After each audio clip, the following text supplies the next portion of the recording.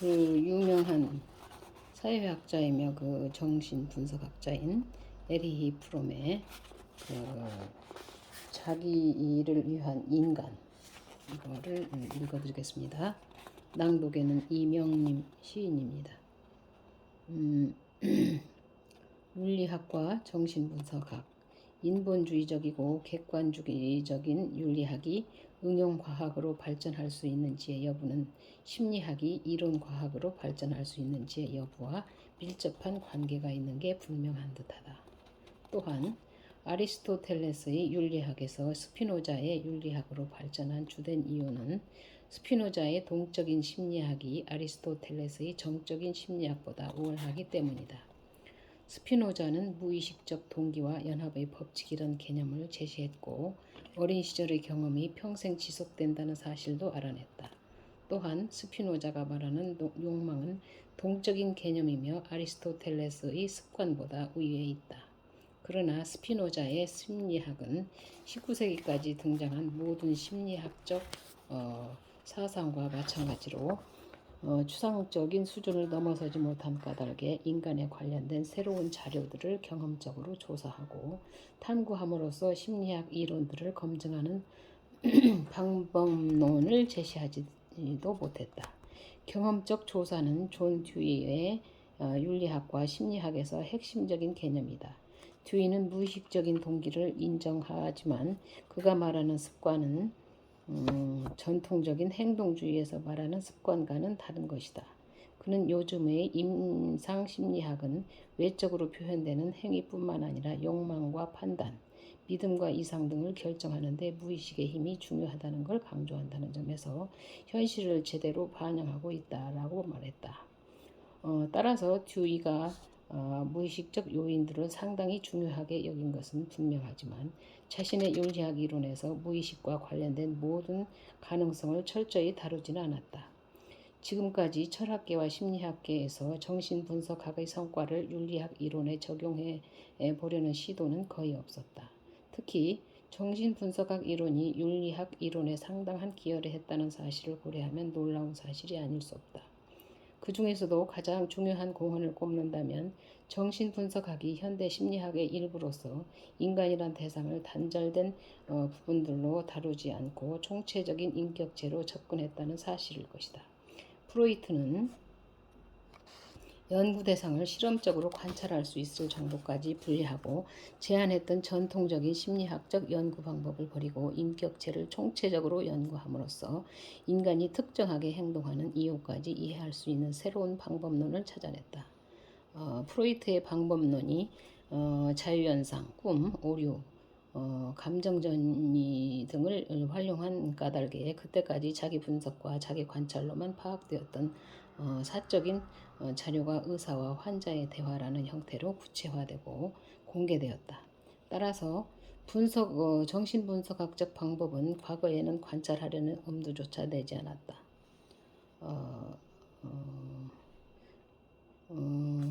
초기에 프로이트는 주로 신경증적 징후에 관심을 기울였다. 그러나 정신분석학이 발전함에 따라 신경증적 징후를 제대로 이해하려면 그 징후가 내재된 성격 구조를 올바로 파악해야만 가능하다는 것이 더욱 명확해졌다.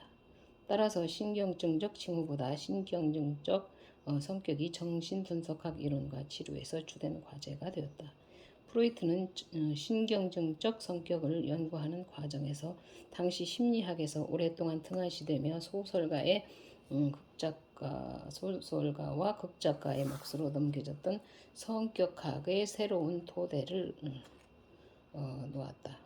정신분석학적 성격학은 아직 유학의 단계에 있지만 윤리학 이론의 발전에 반드시 필요하다. 전통 윤리학에서 다루는 미덕과 악덕의 경계가 여전히 모호하게 여겨지는 이유는 확연히 다르고 부분적으로 모순되는 태도와 마음가짐이 동일한 단어로 표현되는 경우가 적지 않기 때문이다. 이런 모호함을 없애려면 사람의 성격 구조와 연계하여 이해해야 한다. 미덕이 성격이라는 맥락으로부터 동떨어진 채 파악되면 무가치한 것으로 전락할 수 있다. 예컨대 두려움에서 비롯된 겸손과 교만을 억누른 보상으로 나타나는 겸손을 생각해보라. 물론 악덕도 성격 전체와 관련해 분석하면 전혀 다른 것으로 보일 수 있다. 예를 들어 교만을 불안과 자기 비하를 표현하는 한 방법으로 생각해보라. 이런 식의 접근은 윤리학과 밀접한 관계가 있으며 주변을 고려하지 않고 미덕과 악덕을 독립된 특성으로 다루는 방법은 잘못된 결론을 유도할 수 있어 부적절하다. 윤리학의 연구 대상은 성격이다. 따라서 하나의 특성이나 행동에 대해 가치 판단을 내릴 때에는 성격 구조 전체를 고려해야 한다. 요컨대 윤리학의 진정한 연구 대상은 개별적인 미덕이나 악덕이 아니라 도덕적이든 포악하든 성격이 되어야 한다. 무의식적 동기라는 정신분석학적 개념은 윤리학에서도 매우 중요하다. 이 개념은 일반적인 의미에서는 고트프리트 뷰레름 폰 라이프니츠와 스피노자까지 거슬러 올라가지만 프로이트가 최초의 무의식의 분투를 경험론적으로 자세히 연구하며 인간 동기 이론의 기초를 놓았다. 윤리적 사상의 진화에서 찾을 수 있는 뚜렷한 특징은 인간 행동에 대한 가치 판단이 행동 자체보다 행동에 내재된 동기와 관련해서 내려진다는 사실이다. 따라서 무의식적 동기를 이해하면 윤리의 연구에 새로운 지평이 열리는 셈이다.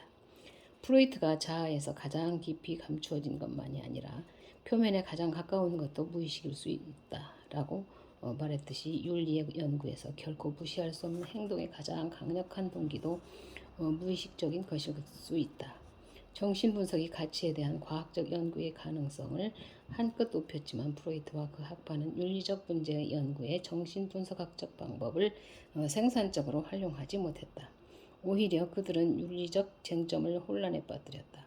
혼란의 근본 원인은 프로이트의 상대주의적 입장, 즉 심리학이 가치 판단의 동기를 이해하는 데 도움을 줄 수 있지만 가치 판단 자체의 타당성을 결정하는 데는 어떤 도움도 줄 수 없다는 견해였다. 프로이트의 상대주의는 초자 이론에서 가장 뚜렷이 드러난다. 이 이론에 따르면 어떤 것이든 아버지의 초자와 문화적 전통으로 구현된 명령과 금지 체계의 일부가 되면 양심의 내용이 될 수 있다. 이렇게 생각하면 양심은 내면화된 권위에 불과하다. 그렇다면 초자에 대한 프로이트의 분석은 권위주의적 양심의 분석에 지나지 않는다. 시어도어 슈레더가 발표한 도덕적 관념이 없는 한 심리학자의 태도라는 그 논문에서 이런 상대주의적 관점을 잘 설명하고 있다. 슈레더는 모든 도덕적 가치평가는 과거의 정서적 경험에서 비롯되는 정서적 병적 상태, 충동이 서로 강력히 충돌하는 상태의 산물이다 라고 하면서 그 도덕적 관념이 없는 정신의학자는 도덕적 충동과 지적인 방법을 정신의학적이고 진화심리론적으로 분류함으로써 도덕적 기준과 가치와 판단을 대체하려 할 것이라고 결론지었다. 게다가 슈레더는 도덕적 관념이 없는 진화 심리학자들에게는 뭔가의 옳고 그름을 판단할 만한 절대적이고 항구적인 법칙이 없다라고 주장함으로써 윤리적 쟁점에 대한 혼란을 계속 부추겼고 과학이 절대적이고 항구적인 법칙을 주장해온 것처럼 꾸미기도 했다. 도덕은 인간에게 내재된 사악함에 대한 반동, 형성, 이라는 프로이트의 의견은 그의 초자 이론과 약간 다르다.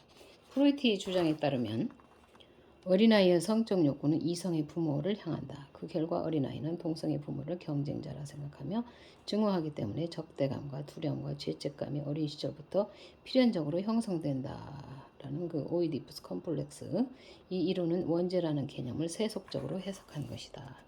이런 근친상간적 충동과 살인 충동은 인간 본성의 일부이기 때문에 인간은 사회적 삶을 유지하기 위해서라도 윤리적 규범을 개발하는 수밖에 없었다고 프로이트는 추론했다. 인간은 개인과 사회를 그런 비도덕적인 충동들로부터 보호하기 위해 사회적 행동 규범을 원시 사회에서는 금기의 형태로 나중에는 윤리체계의 형태로 구축해냈다는 것이다. 그런데 이런 그 프로이트의 이론을 반박하는 국내 그 학자들도 있습니다. 이상으로 오늘 그 낭독은 이걸로 마치겠습니다. 저는 대학원에서 인문학 박사과정을 공부하고 있습니다. 다음에 또 2편에 가서 읽어드리겠습니다.